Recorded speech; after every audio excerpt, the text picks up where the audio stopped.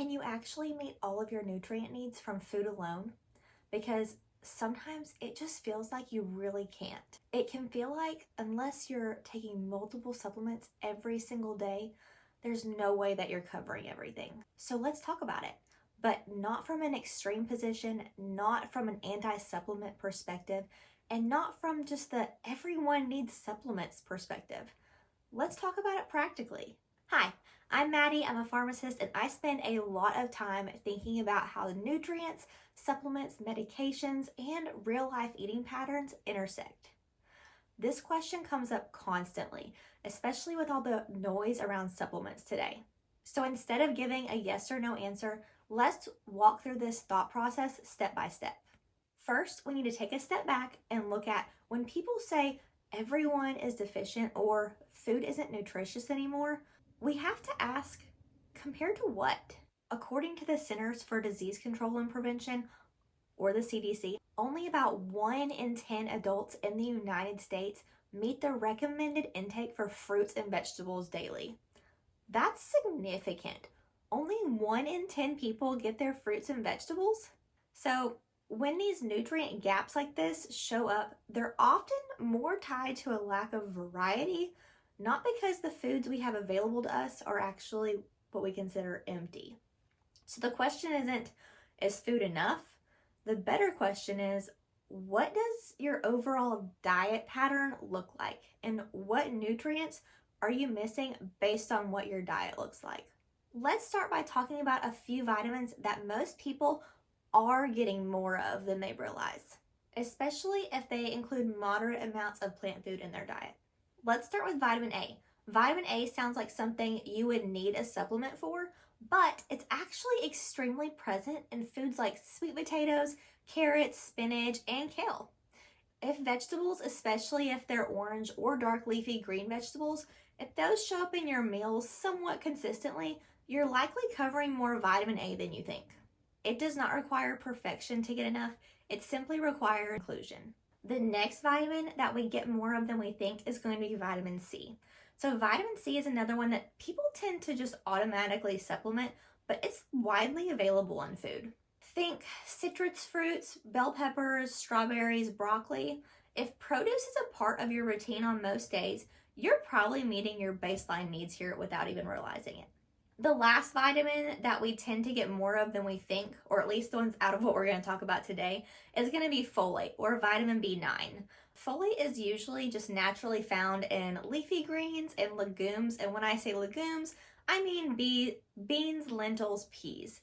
But in the United States, it's actually going to be added to many enriched grain products like flour and cereals. And when you hear people talk about fortified foods, this is what they're talking about. Some foods are fortified with these vitamins and minerals. So if you eat beans, greens, whole grains, or even some fortified breads and cereals in your diet, you're getting more folate than you assume. Again, this really all goes back to the variety that you have in your diet. This does not mean that food always covers everything, because most likely, depending on your specific diet and eating pattern, it will not cover everything. It may cover most things, but it is not going to cover everything most likely. Certain diet patterns do make nutrient gaps more predictable. And when I say diet patterns, think vegan, vegetarian, carnivore, paleo, keto. All of those are specific diet patterns. And based on those diet patterns, you're probably going to be lacking some specific vitamins or minerals. If someone eats very little produce, almost no legumes, minimal whole foods, and very limited variety, then yes, certain vitamins and minerals are going to be more likely to fall short. But that is more of a pattern issue, not a our food is broken issue, and that distinction does matter. There are also going to be some nutrients that are going to be a little harder to consistently get depending on your diet pattern. One example of this is going to be magnesium. Magnesium, it's found in nuts, seeds, beans, and whole grains, but if those foods aren't regularly included, intake can be inconsistent. That doesn't mean everyone is deficient. It means that diet pattern influences the risk. And this is where supplements can be useful, not automatically, not blindly, but strategically. Instead of asking, do I need supplements to survive? The better question is, Does my current diet support baseline adequacy? And if your meals do include some plant variety, some colors, some whole foods, you're likely meeting more basic vitamin and mineral needs than you think.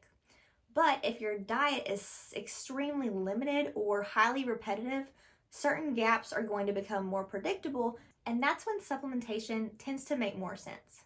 If you have specific health conditions, unique medical circumstances, or you're in a specific life stage with higher needs, this conversation may look a little different for you. But we're just talking about for the average man or woman taking multiple supplements. Just in case, you may not need as many as you think. Remember that you can get more than you think from food alone, not because food is perfect, but because when there is a variety, it provides more broad nutrient coverage. Supplements are meant to be tools, and tools work best when they're used intentionally for a specific purpose. If you are someone that appreciates thinking about supplements in a practical, grounded way, please subscribe. This channel is all about making sense of nutrients and medications without the extremes. And if you're currently reevaluating your supplement routine and want help approaching it strategically, I have resources linked below. You don't need more pills, you just need a little clarity about what actually applies to you. So subscribe down below and I'll see you in the next video.